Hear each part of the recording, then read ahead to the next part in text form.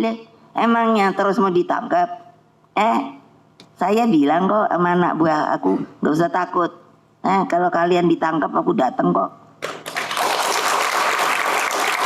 Ya, lah iyalah.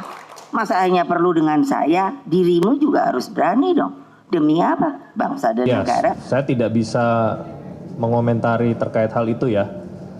Karena kembali penyidik akan melaksanakan kegiatan secara prosedural sesuai dengan aturan hukum yang ada. Siapapun yang memang ditemukan padanya alat bukti yang cukup untuk dapat dilakukan proses penyidikan tentunya akan ditindaklanjuti oleh KPK. Dan KPK tidak bisa mengada-ngada. Kembali rekan-rekan juga baru menyaksikan bahwa saat ini KPK dalam 5 tahun, mulai dari 5 tahun ke belakang ini kan mulai diawasi, dipantau oleh Dewan Pengawas yang... Oke, Mas Boy, Anda pernah menyebutkan bahwa ketika Hasto diperiksa pada saat itu ya Mas, Anda menyebutkan bahwa ini cuma gimmick saja begitu, karena dibuat dramatis, handphone disita, terus buku catatannya disita, tapi statusnya nggak jelas gitu pada saat itu ya Mas Boy bicara. Hari ini sudah ditetapkan penetapan tersangka. Ini masih gimmick atau tidak menurut Mas? Ya masih gitu. Kalau tidak gimmick kan saat itu langsung segera ditetapkan tersangka. Toh materinya sama kok sebenarnya. Itu loh. Itu kan kayak menunggu ini PDIP ini mau bergabung dengan kekuasaan atau enggak, kan jadi gitu. Ketika sudah pasti jadi oposisi, maka diproseslah urusan ini.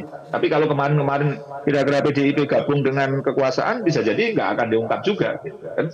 Materinya ini dengan 5 tahun yang lalu sama, bahwa Hasto Kristianto itu diduga mengetahui tapi tidak mencegah, diduga uang yang dibayarkan itu terkait Hasto. Kan itu sebenarnya itu sudah dipahami oleh banyak kalangan gitu loh sebenarnya. Dan kemarin misalnya itu apa catatan Hasto terkait dengan pilkada juga disita misalnya itu kan, makanya saya ya ini kan menjadikan KPK lebih pada posisi drama. Ini kan saya perbandingan dengan Kejaksaan Agung. Kejaksaan Agung misalnya menetapkan tersangka Tom Lembong langsung aja gitu, tanpa polemik sebelum-sebelumnya gitu. Soal habis itu polemik ya sudah pra-peradilan ditolak. Ya udah kita tunggu proses persidangannya kan gitu. Waktu polemiknya kan nggak sampai 2 minggu itu. Tarik ulur kasusnya Tom Lembong itu. Nah, misalnya yang lain kasus perkebunan itu kan bisa heboh, Jiwasraya, Sabri, tambang timah yang rangkaiannya itu menjadi sangat besar, kerugiannya 300 triliun misalnya. Begitu kan.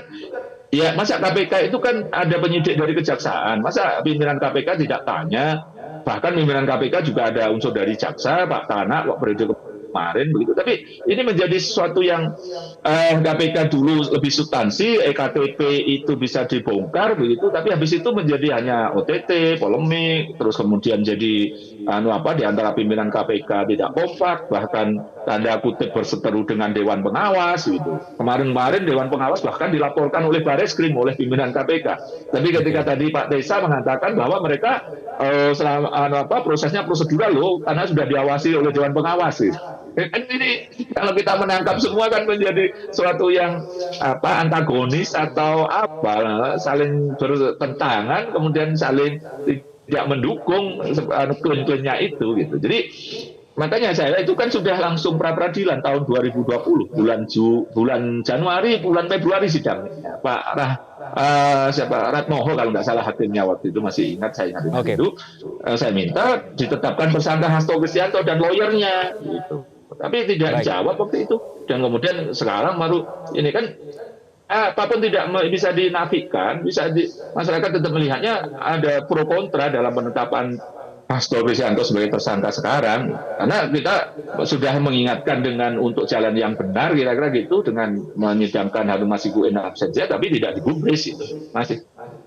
Oke, masih saja terlihat tidak fokus begitu kalau menurutnya Mas Boy ya.